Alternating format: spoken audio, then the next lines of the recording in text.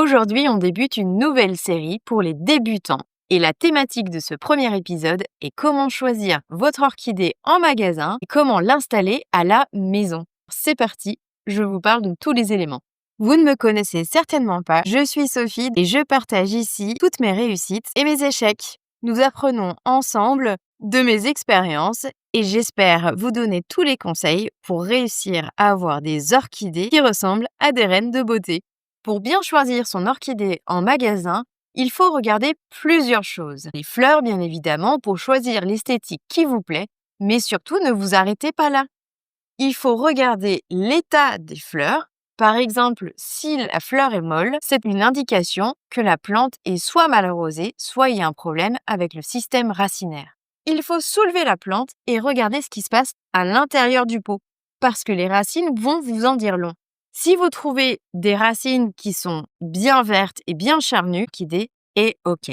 Par contre, si vous voyez des racines qui sont marron comme celle-ci et qui commencent à se désagréger ou qui sont molles, ne prenez pas la plante parce que cela indique qu'il y a un problème avec son système racinaire.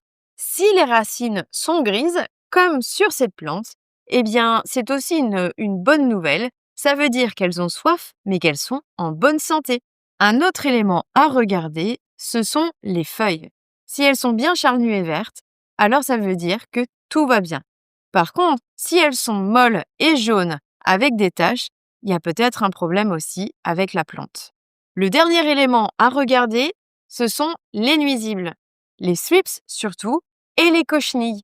Vous les connaissez peut-être, elles sont horribles à enlever dans vos plantes. Alors, on soulève les feuilles pour vérifier s'il y a des cochenilles farineuses en dessous et on regarde aussi s'il y a des thrips. Les thrips, ce sont des insectes très petits, noirs et très fins et qui ont l'habitude de manger les fleurs. Aussi, n'hésitez pas à regarder derrière les fleurs, c'est là où ils vont se cacher principalement. Vous avez choisi votre première orchidée, félicitations, elle est magnifique. Maintenant, il va falloir choisir où est-ce qu'on va la mettre dans sa maison. Et pour ça, il y a 3 facteurs à regarder.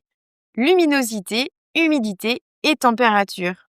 Pour la luminosité, il va falloir mettre votre plante près d'une fenêtre. Attention, essayez de ne pas mettre votre plante plein sud sans voilage parce que ça risque de faire griller les feuilles. Comment vous savez s'il y a trop de lumière? Eh bien, c'est simple. Il suffit de toucher les feuilles alors qu'elle est en plein soleil. Si vous trouvez que la feuille est chaude, il faut la retirer de la fenêtre. Idéalement, choisissez des emplacements plutôt est-ouest, comme ça la plante a aussi un peu de soleil le matin ou le soir, et elles aiment plutôt ça. Pour l'humidité, eh bien, nos maisons ne sont souvent pas idéales pour ce genre de plantes qui viennent d'environnements tropicaux. Pour les aider, déjà, ne mettez pas vos orchidées près des radiateurs. En plein hiver, l'air qui émane des radiateurs est très sec et du coup, votre plante va en pâtir. Si vous voulez augmenter l'humidité de votre plante, je vous suggère de mettre à l'intérieur du cache-pot des billes d'argile avec un tout petit fond d'eau. Il ne faut pas que les racines puissent avoir accès à cette eau, sinon elles risquent de pourrir. Mais si vous avez un tout petit fond d'eau avec ces billes, ça permettra à de l'humidité de remonter vers le système racinaire et d'aider vos plantes. Finalement, avec les températures, c'est là que votre maison est parfaite.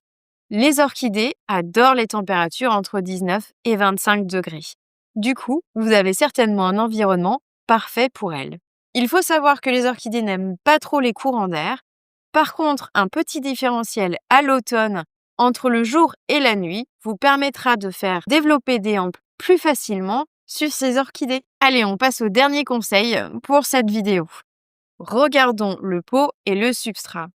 Vos orchidées vont certainement arriver dans un substrat qui sera fait d'écorce de pin. C'est pas toujours frais.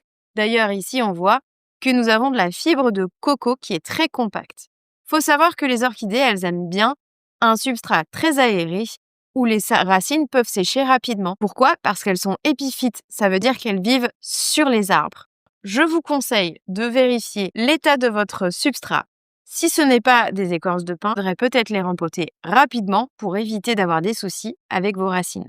Aussi, si votre plante est dans de l'écorce de pin, mais que vous sentez une odeur assez forte quand vous arrosez, elle commence à se désagréger. ça veut dire qu'il faut rempoter votre plante. Même si vous avez des fleurs, je vous conseille de la rempoter quand même. Ce serait dommage de perdre le système racinaire et de faire mourir votre plante, même si elle a des fleurs. L'idée, c'est d'avoir des plantes en bonne santé. Si un jour les fleurs doivent en pâtir, c'est pas grave, elle refleurira l'année prochaine. Une autre info intéressante, vos orchidées, elles arrivent dans des pots transparents. Pourquoi? Pour plusieurs raisons. On dit que les racines d'une orchidée photosynthèsent. C'est tout à fait vrai, cependant, elles photosynthèsent mieux grâce aux feuilles. Vous pouvez complètement mettre vos orchidées dans des cache-pots, ce n'est pas très grave. Et en plus, c'est plus joli. Mais l'intérêt premier de ces pots transparents, c'est de pouvoir vérifier l'état de votre système racinaire. Vous pouvez vérifier s'il a besoin d'eau. Par exemple, si vos racines sont grises, comme sur cette orchidée, ça veut dire qu'il faut arroser. Par contre, si elles sont vertes, comme par ici, il ne faut surtout pas arroser. Votre plante a suffisamment d'eau. C'est un bon moyen de vérifier l'arrosage. Ça permet aussi de vérifier l'état de santé de vos racines. Si elles commencent à devenir marron et molles, ça veut dire qu'il faut rempoter. Garder un pot transparent, c'est plus de facilité pour suivre l'état de santé de son orchidée. On va, dans les prochains épisodes, regarder comment est-ce qu'on arrose une orchidée, comment on les rempote, quels sont les plus gros problèmes avec les orchidées et comment les résoudre. Il va y avoir des dizaines de bons tips à suivre pour votre collection. Je vous invite à garder un œil sur la série pour les débutants et je vous dis à très bientôt pour de nouvelles aventures. Salut!